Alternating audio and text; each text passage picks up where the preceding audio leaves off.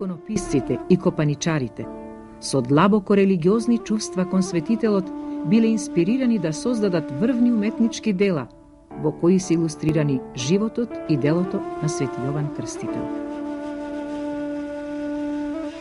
Во почетокот на 19. век, мијачките копаничари, начело со Петре Гарката од село Гари во мала река Дебарско, на мощно импресивен начин и драматично во повеќе сцени ќе го раскажат животот на Свети Јован Крстител на иконостасите во нашите цркви и манастири. Во 1811-1814 година ќе биде изрезбан иконостасот во манастирот Свети Гаврило Лесновски од раката на Петре Гарката и неговата резбарска тајфа.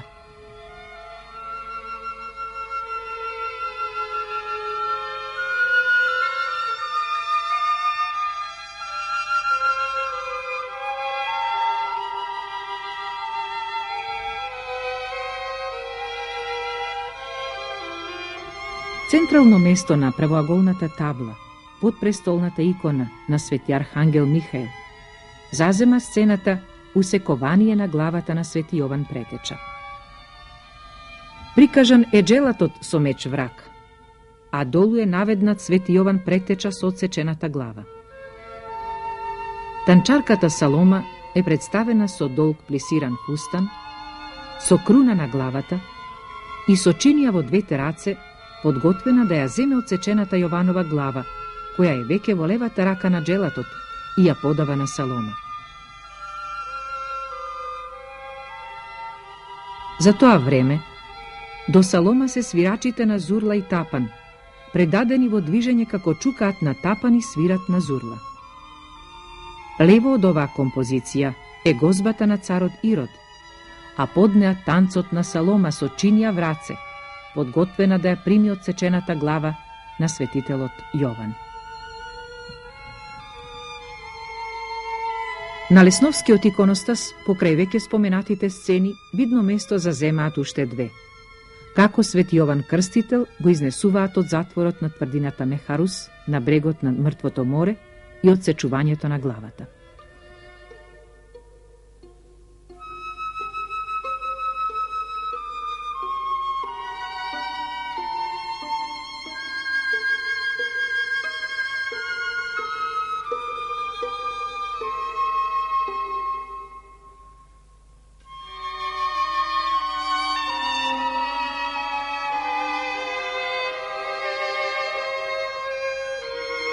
Во 1824 година во Скопската црква Свети Спас бил завршен иконостасот во резба од мијачките копаничари Петре Филипович, брат му Марко од Гари и Макарije Фрчковски од Галичник. Тие на една профилирана лента од ореово дрво, која е составен дел на таблата каде што се изрезбани фигурите на авторите на иконостасот, запишале: Први мајстор Петре Филипович од Гари, Макарија од Галичник, Марко од Гари, Дебрани од Мала река, 1824. Резбарската тајфа на Петре Гарката и во оваа црква не пропуштила да го илустрира животот на Свети Јован Претеча. Под престолната икона која го представува Свети Јован Крстител се изработени неколку сцени од неговиот живот.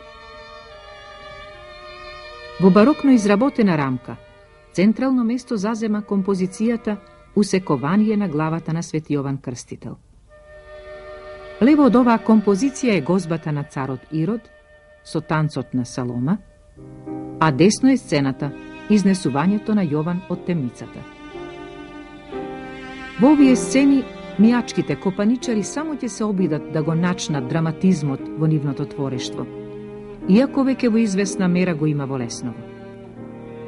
Меѓутоа врвно уметничко достигнување и кулминација на душевно чувство има во прикажаното движење на човечките фигури што учествуваат во дејството, така што сцените изгледаат импресивно и драматично.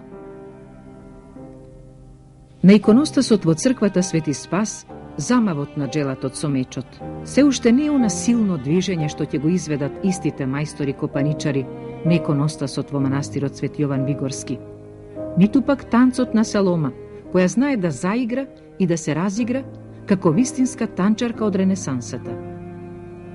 Со ова копаничарите од река стануваат посмели и пооддалечени од христијанските црковни стеги.